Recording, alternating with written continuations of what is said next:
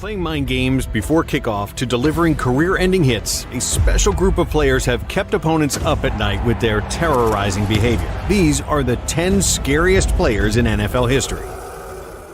No other player had a more iconic way of instilling fear in the eyes of his opponents than Ray Lewis, and he did it before the game even started. His pregame entrance was a declaration of war.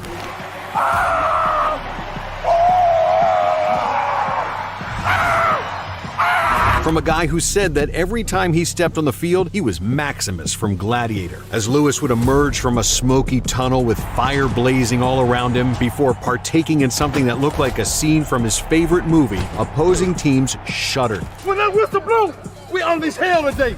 When that whistle blow, we unleash hell. Because they knew what was coming. 60 minutes of bone-crushing hits from number 52. Sports Science said the only reason he didn't break his opponent's bones on every hit is because the shoulder pads absorbed 50% of the force. Lewis was so powerful that he didn't even have to be locked in on a player to lay them out. Having shared a division with him for many years, former Bengals wide receiver Chad Ochocinco decided that he had finally had enough of Lewis's reign of terror. While Lewis had his eyes on the ball, Ochocinco tried to get payback for countless brutal hits with a blindside shot on the linebacker. Yet, despite paying no attention to Ochocinco, Lewis leveled him to the ground like it was nothing and left the wideout gasping for air. When Rudy's coming, I tried to blindside Ray. He ran me over. Consider it a lesson to never test one of the most vicious to ever do it. He wasn't looking and still ran through me. And unfortunately, the concussion set in. I tried to pretend like nothing happened. Along with making every hit count, it wasn't just quality over quantity for Lewis. To this day, he is still the NFL's all-time leader in career solo and combined tackles, with 1,568 and 2,059. Having a "this is war" mentality is definitely something that the terrorizing Jack Tatum could relate to, but there was nothing even remotely close to civilized about his play. Tatum developed a reputation for being absolutely ruthless with his hits, and sometimes even crossing the line. Because of this, he became known as the Assassin, and for good reason. Fiercest hitter at safety ever, and Jack Tatum, aforementioned by me, fiercest hitter in the game. They call him Assassin. Yep, the Assassin. During a 1978 preseason game, on an incomplete pass over the middle, he paralyzed Patriots wide receiver Darryl Stingley from the chest down. Not only were people furious that Tatum paralyzed another player, they couldn't believe it happened during a meaningless preseason game. And to make matters worse, Tatum never apologized for the hit. I'd just like to, wish Darryl, a full and speedy recovery and send him my best wishes. And even went as far as saying this: "I understand why Darryl is considered the victim, but I'll never understand why some people look at me as the villain." While this response may come as a bit of a shock, Tatum's idea of a good hit sheds some light on his approach to the game. "My idea of a good hit is when the victim wakes up on the sideline, train whistles blowing in his head.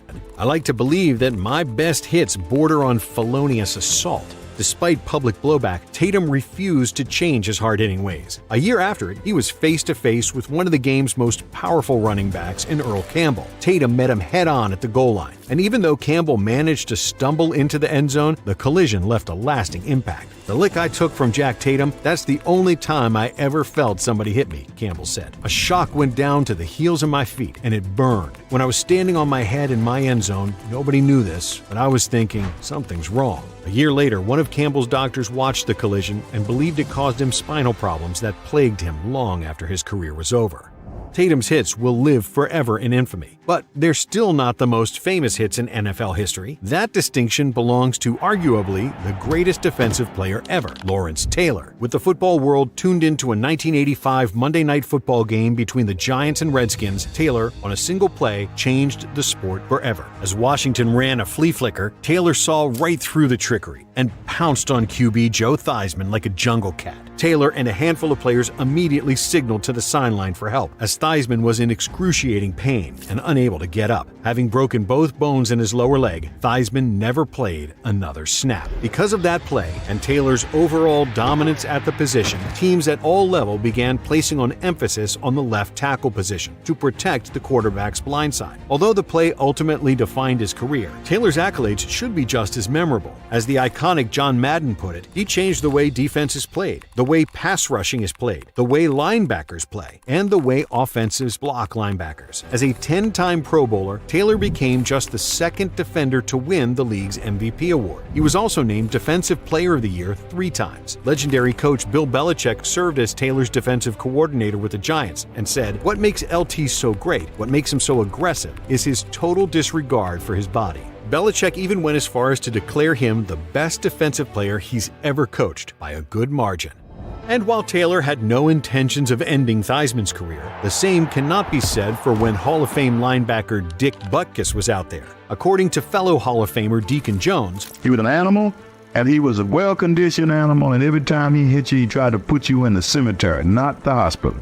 this savage playing style and mindset came from Butkus's unique warm-up routine. When I went out on the field to warm up, I would manufacture things to make me mad, he said. If someone on the other team was laughing, I'd pretend he was laughing at me or the Bears. I'd find something to get mad about. It always worked for me. But opposing players were definitely never laughing at Butkus, because in reality, they were deathly afraid of him. Told me he was going to kick my...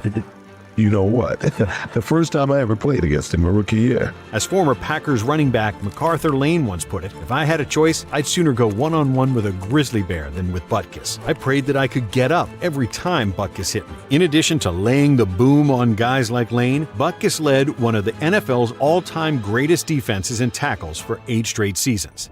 Jack Lambert was another linebacker in charge of one of the league's most terrorizing defenses ever, serving as the face of the Steel Curtain. And it was an unforgettable face, to say the least. Missing his 4 upper front teeth, Lambert's toothless snarl was the perfect representation of his playing style. Before becoming a legend, John Elway in his first career game had to go up against Lambert's Steelers. It was a moment that Elway would never forget, and one he couldn't wait to end. He had no teeth and he was slobbering all over himself, Elway said. I'm thinking, you can have your money back, just get me out of here. I can't tell you how badly I wanted out of there. Nicknamed Dracula in cleats, Lambert's motto was, "We're the Pittsburgh Steelers. We're supposed to be the intimidators." He did everything he could to live up to this, even if it meant almost getting thrown out of the Super Bowl. In Super Bowl X, Cowboys safety Cliff Harris taunted Steelers kicker Roy Gerela by patting him on the head following a missed field goal. Lambert responded immediately by body slamming Harris to the ground. After the game, he explained the move by saying, "When I see injustice, I try to do something about it." Lambert never shied away from confrontation and always had his teammates' backs. His bold attitude and fearless play inspired teammates and propelled them to 4 Super Bowl victories in just 6 seasons.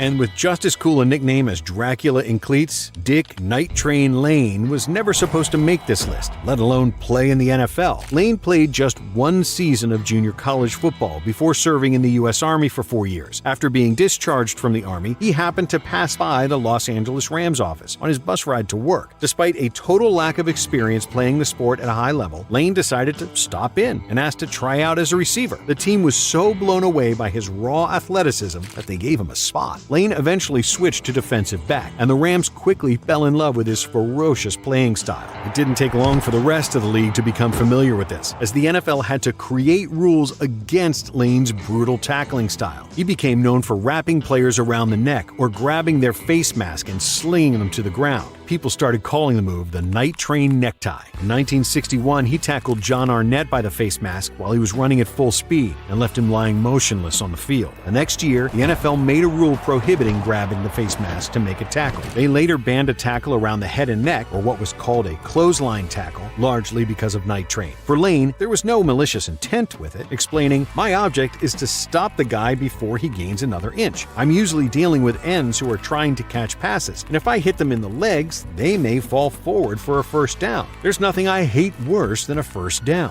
In addition to wreaking havoc with his tackling style, Lane was also a menace as a ball hawk. To this day, he still holds the NFL record for most interceptions in a season with 14, somehow doing so in only 12 games.